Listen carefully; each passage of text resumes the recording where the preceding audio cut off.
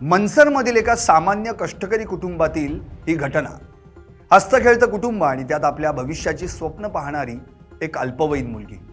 पण एके सकाळी हे चित्र पूर्णपणे पालटलं. घरातली लाडकी लेक कुणालाही काहीही न सांगता घरातून अचानक गायब झाली. सुरुवातीला नातेवाईक मैत्रिणींकडे शोध घेतला गेला, पण काहीही पत्ता लागला नाही. तासनतास उलटले तेव्हा कुटुंबाच्या पायाखालची जमीन सरकली. आईचा आक्रोश आणि वडिलांच्या हतबलता पाहून आजूबाजूच्या लोकांच्या डोळ्यांतही पाणी आलं. यवतमाळ जिल्ह्यातल्या राळेगावमध्ये 35 मुली बेपत्ता झाल्याची घटना ताजी असतानाच पुणे जिल्ह्यातील मनसर परिसरातून एक धक्कादायक प्रकार समोर आला.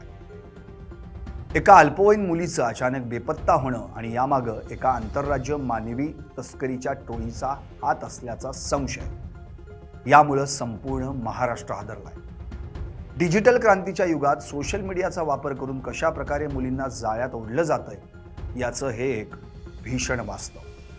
मनसरमधून बेपत्ता झालेल्या त्या अल्पवयीन मुलीचा शोध घेताना पोलिसांच्या हाती आता अतिशय धक्कादायक माहिती लागली. हे प्रकरण केवळ एका अपहरणापुरतं मर्यादित नसून यामागे आंतरराज्य मानवी तस्करीचे एक भयानक रॅकेट सक्रिय असल्याचं दिसून येत आहे. आरोपींच्या मोबाईल लोकेशननं पोलिसांनाही चक्रावून सोडलंय. आरोपींचे मोबाईल लोकेशन कधी बिहारच्या दुर्गम भागात तर कधी थेट उत्तर प्रदेशच्या सीमावर्ती भागात दिसून येत आहे. हे लोकेशन सतत बदलत असल्यानं पोलीस तपासात मोठे अडथळे येत आहेत. पण यातून एक गोष्ट स्पष्ट झाली आहे की ही टोळी पीडितेसह वेगानं प्रवास करते. आज 7 दिवस झाले माझ्या मुलगीचा अजून काही तपास नाही. ती ट्रॅव्हल करते, त्याच्यामुळे लोकेशन बदलते, त्याच्यामुळे पोलिसांना पण ते प्रयत्न करतात ते, पण तिचं थेट लोकेशनच भेटत नाही. माझ्या मुली संग काही केलं असेल या जीवाला माझ्याच्या विचारानेच माझं हे झाले.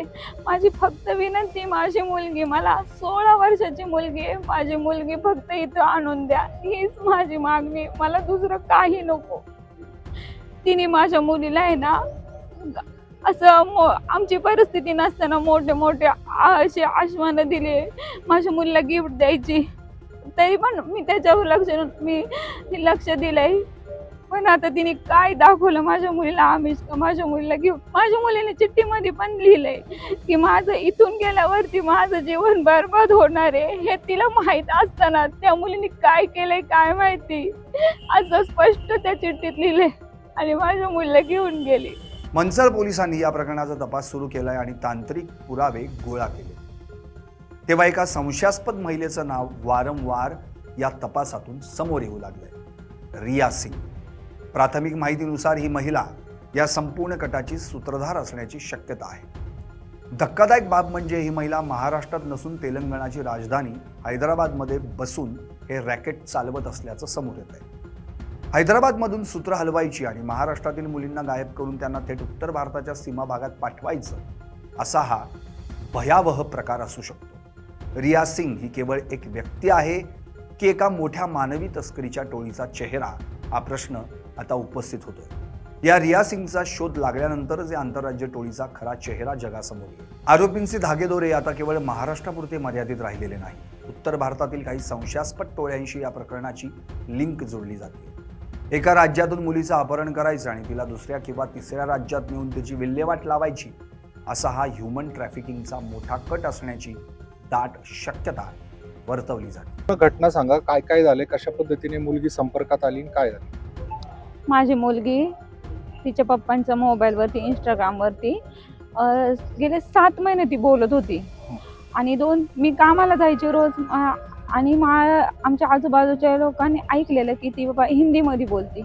मग 2-3 वेळा माझ्या मुलीला मी मारलं की तू मला असं वाटलं की हिंदीमध्ये मुलासंग बोलती की काय. मग मी असा हातातून मोबाईल घेतला तिच्या, तर ती म्हटली की मुलगी होती ती व्हिडिओ कॉलवरती. मी प्रत्यक्ष त्या मुलीला पाहिलं, मी तिला कॉल लावला, तिला म्हटलं तू कुठली, ती बोलली हैदराबादची. म्हटलं माझ्या मुलीची तुझी कशावर ओळख झाली, म्हटली इंस्टाग्रामवरती.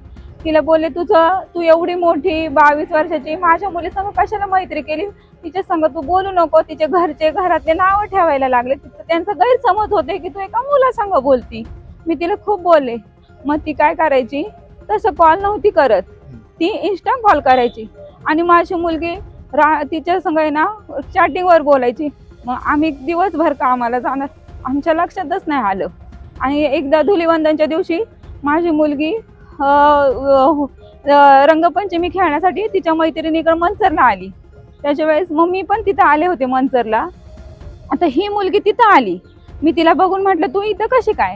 तर माझी मुलगी म्हटली अगं मम्मी तिची आहे ना तिचं ती हॉस्टेलमध्ये राहते, तिला मंचर बघायला एक दिवस आली ती आता जाणार आहे इथून म्हटलं, आणि काय परत ती बोलणार नाही. म्हटलं ठीक आहे. आणि त्याच्यानंतर 20 तारखेला आज 3 महिन्यांनी ती माझी मुलगी सकाळी कॉलेजला जाते म्हणून सांगितलं आणि ती तिच्याबरोबर निघून गेली. आता पोलिसांनी सांगितलं की ती तिच्याबरोबरच गेलेली आहे. त्यांना समाधान लॉजमध्ये तिच्या एंट्र्या मिळाल्या, पण अशा वेगवेगळ्या नावाच्या. परत जाताना तिला विशाखा लॉजमध्ये दोघींची एंट्री, तिथं तिचं आधार कार्ड चेक केलं, त्याच्यामध्ये तिचं नाव पूनम सिंग नाव आहे. मनसर प्रकरणाचं गांभीर्य ओळखून पुणे ग्रामीण पोलीस आता ॲक्शन मोडमध्ये आलेत. एका बाजूला आरोपी हुलकावणी देत असले तरी दुसऱ्या बाजूला पोलिसांनी तपासाचा फास आवळायला सुरुवात केली. राज्याबाहेर रवाना झालेली पथकं आणि सोशल मीडियाचं स्कॅनिंग सुरू आहे.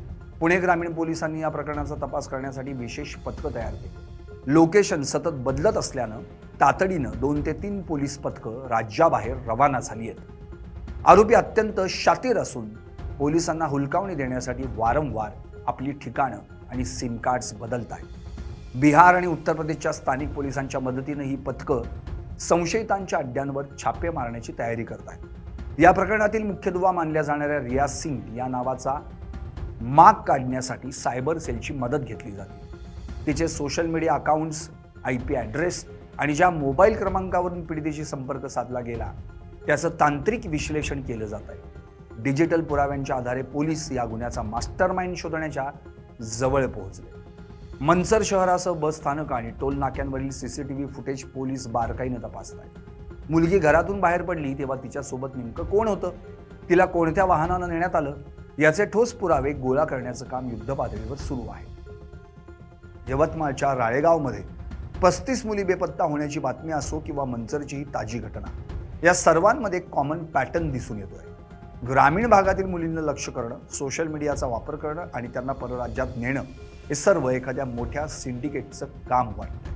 राज्यात महिलांच्या सुरक्षेचा प्रश्न ऐरणीवर असतानाच मंचरमध्ये एक खळबळजनक घटना घडली असून येथे एका संशयित महिलेने एका अल्पवयीन मुलीला पळवून नेण्याचा प्रकार घडला असा प्राथमिक संशय पोलिसांनी व्यक्त केलेला आहे. पोलिसांनी आपले चक्र फिरवले असून पोलिसांनी लोकेशन हे त्या मुलीचं लोकेशन हे UP बिहारमध्ये असल्याचं चेक केले, परंतु पोलिसांच्या हाती अजून ती निष्पाप मुलगी लागलेली नसून पोलिसांच्या या तपासाला किती यश मिळते आणि या निष्पाप मुलीला तिच्या आईवडिलांपर्यंत पोहोचवण्यात पोलिसांना किती वेळ लागतोय हे पाहणे महत्त्वाचं ठरणार आहे. नीलम चापुडे, LS मराठी, मंचर, पुणे.